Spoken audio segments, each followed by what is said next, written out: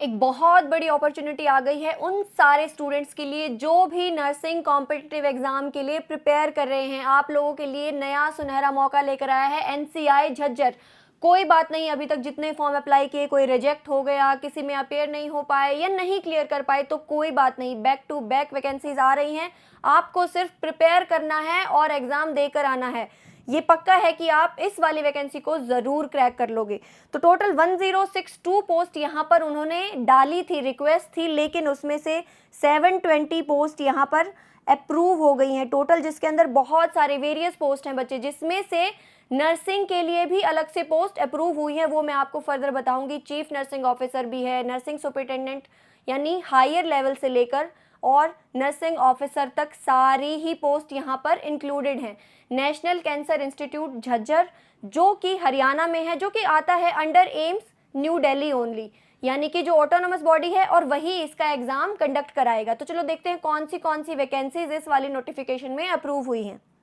चलो सबसे पहले सीधा ही हम डिस्कस कर लेते हैं नर्सिंग की कौन सी वैकेंसीज हैं, कितनी पोस्ट यहाँ पर हमें मिलने वाली है नर्सिंग की, कौन सा ग्रेड पे उसका रहेगा, यानी पे लेवल क्या रहने वाला है। तो यहाँ नर्सिंग की टोटल वैकेंसी हमारे पास है 353, जो कि बच्चे अपर लेवल से स्टार्ट हो रही हैं, जिसके अंदर सबसे पहला है आपका chief nursing officer.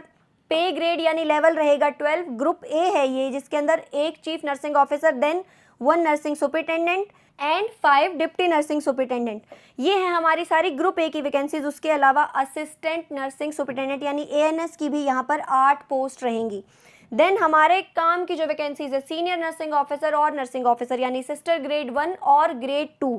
Senior nursing officer या ग्रेड 1 के लिए हमारे पास यहाँ 40 वैकेंसी है ग्रुप बी के लिए, जिसमें लेवल रहेगा आपका लेवल 8 रहेगा सैलरी का। उसके बाद आपकी नर्सिंग ऑफिसर की 298 पोस्ट यहाँ पर अप्रूव हुई हैं, जो हमारे लिए बहुत इंपॉर्टेंट है। जितने भी बच्चे अभी नर्सिंग ऑफिसर के लिए प्रिपेयर कर रहे हैं, उनका ड्रीम है कि भाई हमें एक सेंटर लेवल की जॉब लेनी है, उनके लिए ये बहुत बड़ी अपॉर्चुनिटी है। यहाँ पर आपका पे ग्रेड लेवल रहेगा 7। अब बात रहती है एलिजिबिलिटी की, कौन से लोग एलिजिबल रहेंगे। देखो जो हायर लेवल की पोस्ट हैं, ग्रेड ए वाली जो पोस्ट हैं, उनके लिए आपका एक्सपीरियंस जो है वो वेरी करता है, 10 ईयर 5 ईयर। लेकिन नर्सिंग ऑफिसर की बेसिक बात करें तो बीएससी नर्सिंग जिन स्टूडेंट्स ने किया हुआ है वो इस पोस्ट के लिए बिल्कुल एलिजिबल हैं।